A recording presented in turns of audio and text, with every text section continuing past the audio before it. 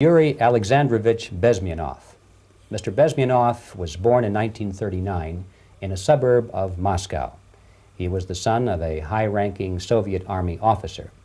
He was educated in the elite schools inside the Soviet Union and became an expert in Indian culture and Indian languages.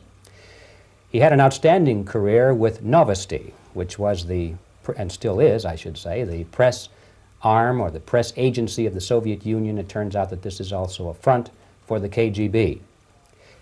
He escaped to the West in 1970 after becoming totally disgusted with the Soviet system, and he did this at great risk to his life. He certainly is one of the world's outstanding experts on the subject of Soviet propaganda and disinformation and active measures.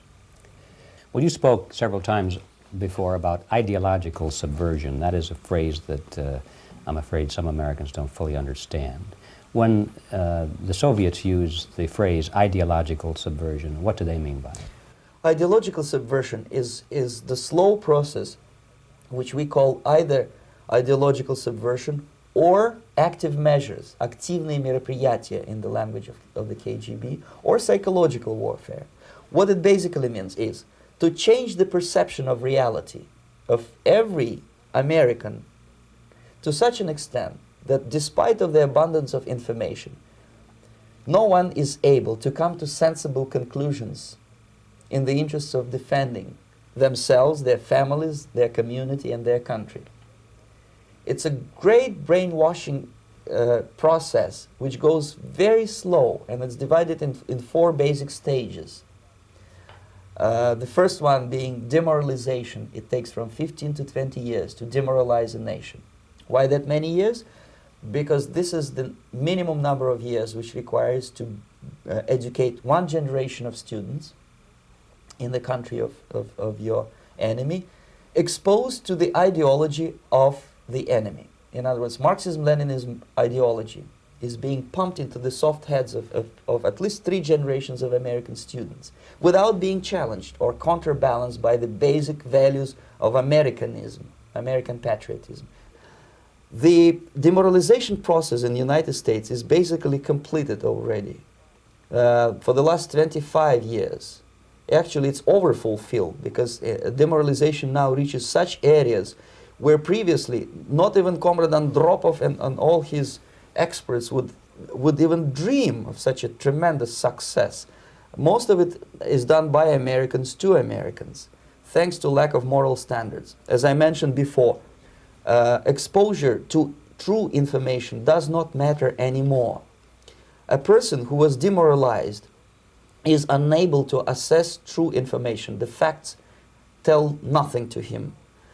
Even if I shower him with information, with authentic proof, with documents, with pictures, even if I take him by force to the Soviet Union and show him concentration camp, he will refuse to believe it until he is going to receive a kick in his fat bottom.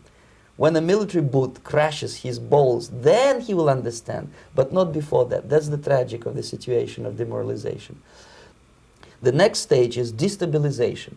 This time, subverter does not care about your ideas and the patterns of your consumption. Whether you eat junk food and get fat and flabby, it doesn't matter anymore.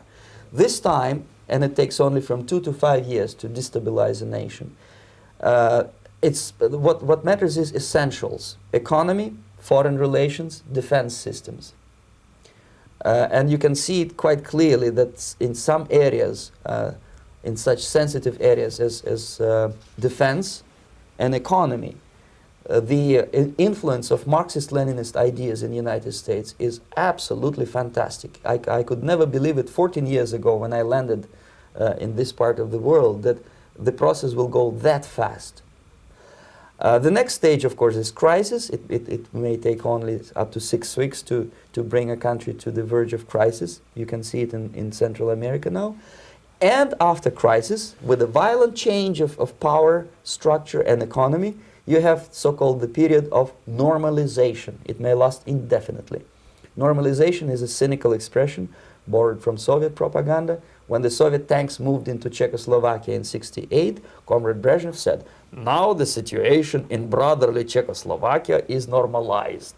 This is what will happen in the United States if you allow all these schmucks to bring the country to crisis, to promise people all kind of goodies and the paradise on earth, to destabilize your economy, to eliminate the principle of free market competition, and to put a big brother government in Washington, D.C., with benevolent dictators like Walter Mondale, who will promise lots of things, never mind whether the promises are fulfillable or not. Your leftists in the United States, all these professors and all these beautiful civil rights defenders, they are instrumental in the process of the subversion only to destabilize the nation. When their job is completed, they are not needed anymore. They know too much. Some of them, when they get disillusioned, when they see that Marxist-Leninists come to power, obviously they get offended. They think that they will come to power. That will never happen, of course. They will be lined up against the wall and shot. But they may turn into the most bitter enemies of Marxist-Leninists when they come to power. And that's what happened in Nicaragua. You remember most of these former Marxist-Leninists were either put to prison or one of them split, and now he's working against Sandinistas. It happened in Grenada when Maurice Bishop was already a Marxist. He was executed by a new Marxist who was more Marxist than this Marxist. Same happened in Afghanistan when first there was Taraki, he was killed by Amin, then Amin was killed by Babrak Karmal with the help of KGB.